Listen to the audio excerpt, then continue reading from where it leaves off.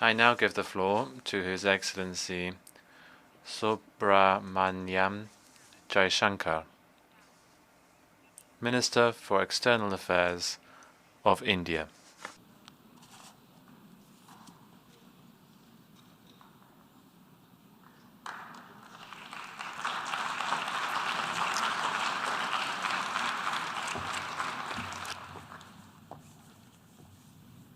Madam President, Excellencies, distinguished members of the General Assembly, I bring to you the greetings of 1.3 billion plus people from the world's largest democracy.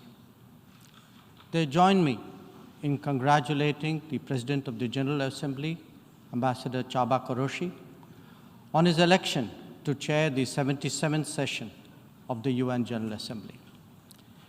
They follow closely developments at the United Nations, reflecting the increasingly globalized nature of our existence. We meet at a challenging time for the world order. This session's theme, a watershed moment, transformative solutions to interlocking challenges, seeks to capture its seriousness. Excellencies, the year 2022 is an important milestone in India's journey towards growth, development, and prosperity. India is celebrating 75 years of its independence, what we call Azadi Ka Amrit Mahotsav. The story of that period has been one of toil, of determination, innovation, and enterprise of millions of ordinary Indians. They are rejuvenating a society pillaged by centuries of foreign attacks and colonialism. And they are doing so in a democratic framework whose steady progress is reflected in more authentic voices and grounded leadership.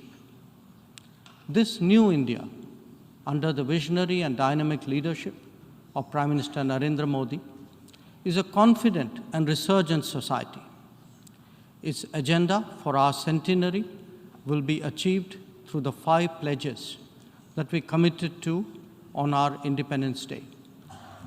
1, we are resolved to make India a developed country in the next 25 years. For the world, that creates more capacities for global good. 2, we will liberate ourselves from a colonial mindset. Externally, this means reformed multilateralism and more contemporary global governance. 3, our rich civilizational heritage will be a source of pride and of strength. This includes care and concern for the environment, so ingrained in our traditional ethos. 4, we will promote greater unity and solidarity. This expresses a coming together on global issues such as terrorism, pandemics, or the environment. And 5, we will instill consciousness of duties and responsibilities. This applies to nations as much as it does to citizens. These 5 pledges affirm our age-old outlook that sees the world as one family. We believe that national good and global good can be entirely in harmony. It is this conviction that led us to supply vaccines to over 100 nations. Similarly, our evacuation operations in HADR situations always had room for other nationals in distress. Even as we meet our own development targets, India offers partnerships to our brothers and sisters in Asia, in Africa, and Latin America. And we do so based on their needs and their priorities. Today, the focus is on green growth, better connectivity, digital delivery, and accessible health. Our solidarity is not just in words. You can see them in 700 projects across the world. Madam President, Even while India contributes to global betterment, we recognize the sharp deterioration in the international landscape. The world is already struggling with challenges of post-pandemic economic recovery. The debt situation of the developing is precarious. To this is now added the rising costs and the shrinking availability of fuel, of food, and of fertilizers. These, along with trade disruptions and diversions, are among the many consequences of the Ukraine conflict. The Indo-Pacific, too, witnesses fresh concerns about its stability and its security. And climate events have added an overlay on these mounting anxieties. As we saw in the case of the COVID pandemic, the South will be the most impacted, even if the immediate causes are well beyond. It is imperative that global conversations recognize this deep unfairness. The inequity of vaccine distribution should not be replicated in other domains. Madam President, as the Ukraine conflict continues to rage, we are often asked, whose side are we on? And our answer each time is straight and honest. India is on the side of peace and will remain firmly there. We are on the side that respects the UN Charter and its founding principles. We are on the side that calls for dialogue and diplomacy as the only way out. We are on the side of those struggling to make ends meet, even as they stare at the escalating costs of food, of fuel, and fertilizers. It is therefore in our collective interest to work constructively, both within the United Nations and outside, in finding an early resolution to this conflict. Excellencies, while the global attention has been on Ukraine, India has also had to contend with other challenges, especially in its own neighborhood. Some of them may be aggravated by the COVID pandemic and ongoing conflicts, but they speak too of a deeper malaise. The accumulation of debt in fragile economies is of particular concern. We believe that in such times, the international community must rise above narrow national agendas. India, for its part, is taking exceptional measures in exceptional times. We do so when we send 50,000 metric tons of wheat and multiple tranches of medicines and vaccines to Afghanistan. When we extend credits of $3.8 billion to Sri Lanka for fuel, essential commodities, and trade settlement. When we supply 10,000 metric tons of food aid and vaccine shipments to Myanmar. When we fill the gap in humanitarian needs left unaddressed by political complexity. Whether it is disaster response or humanitarian assistance, India has stood strong, contributing particularly to those nearest to us. Excellencies, the world as we knew it is poised for transformational changes. It has been impacted in recent times by a succession of shocks, each of them significant by itself.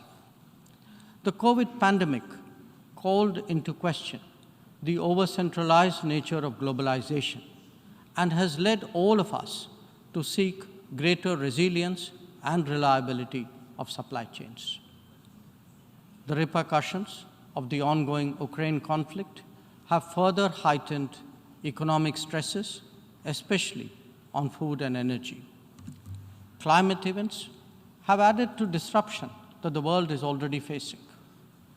As for the promise of technology, it has certainly multiplied our capabilities, but also added to our vulnerabilities. Trust and transparency are legitimate expectations of a more digitized world. The quest to create a better global order would necessarily have to address all these issues. Among them, Some are clearly more existential in nature and necessitate intense coordination by the international community. Climate action and climate justice are particularly noteworthy in this respect. In their pursuit, India has worked with partners on the International Solar Alliance, the One Sun, One World, One Grid initiative, and the Coalition for Disaster Resilient Infrastructure. We stand ready to support any collective and equitable endeavor to protect our environment and to further global wellness. Lifestyle for environment, or LIFE, as declared by Prime Minister Narendra Modi in Glasgow on the sidelines of COP26, is our homage to Mother Nature. India remains deeply committed to fighting climate change under the UNFCCC and the Paris Agreement. We do so on the principle of common but differentiated responsibilities and respective capabilities in the light of different national circumstances. We have announced our updated nationally determined contributions after COP26. Excellencies, India's steadfast commitment to South-South cooperation is by now well established and well recognized.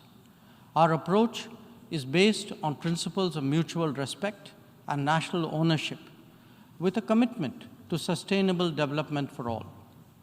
As we begin the G20 presidency this December, we are sensitive to the challenges faced by developing countries. India will work with other G20 members to address serious issues of debt, of economic growth, food and energy security, and particularly of environment. The reform of governance of multilateral financial institutions will continue to be one of our core priorities. Madam President, India would be completing its tenure as a member of the Security Council this year. In our term, we have acted as a bridge on some serious but divisive issues confronting the Council. We have also focused on concerns such as maritime security, peacekeeping, and counterterrorism. Our contributions range from providing technology with a human touch to ensuring safety and security of UN peacekeepers. As the chair of the Counterterrorism Committee this year, India would be hosting its special meeting in Mumbai and New Delhi. I invite all member states to participate in it. We need to create a global architecture that responds to the new tech tools deployed against open, diverse, and pluralistic societies.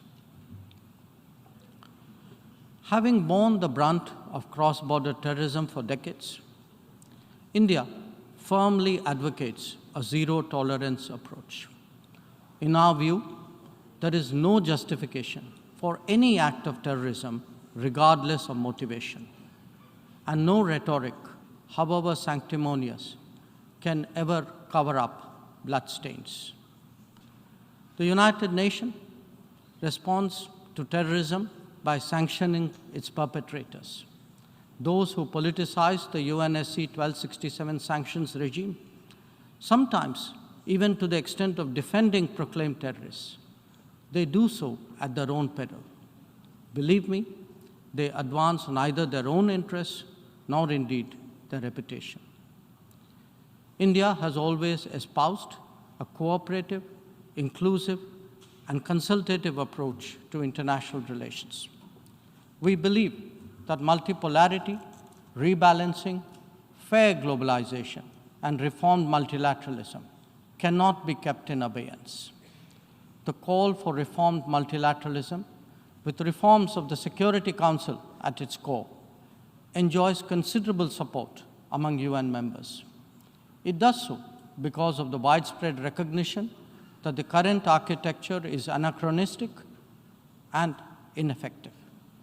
It is also perceived as deeply unfair, denying entire continents and regions a voice in a forum that deliberates their future. India is prepared to take up greater responsibilities. but it seeks, at the same time, to ensure that the injustice faced by the Global South is decisively addressed. Our call is to allow serious negotiations on such a critical matter to proceed sincerely. They must not be blocked by procedural tactics. Naysayers cannot hold the IGN process hostage in perpetuity. In these turbulent times, it is essential that the world listens to more voices of reason and experiences more acts of goodwill. India is willing and able on both counts.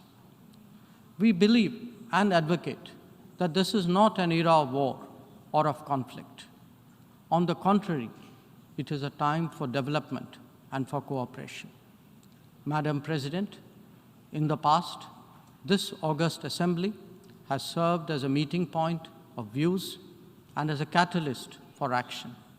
It is vital that we continue to believe in the promise of diplomacy and the need for international cooperation.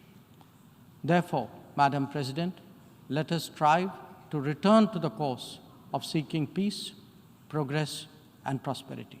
I thank you.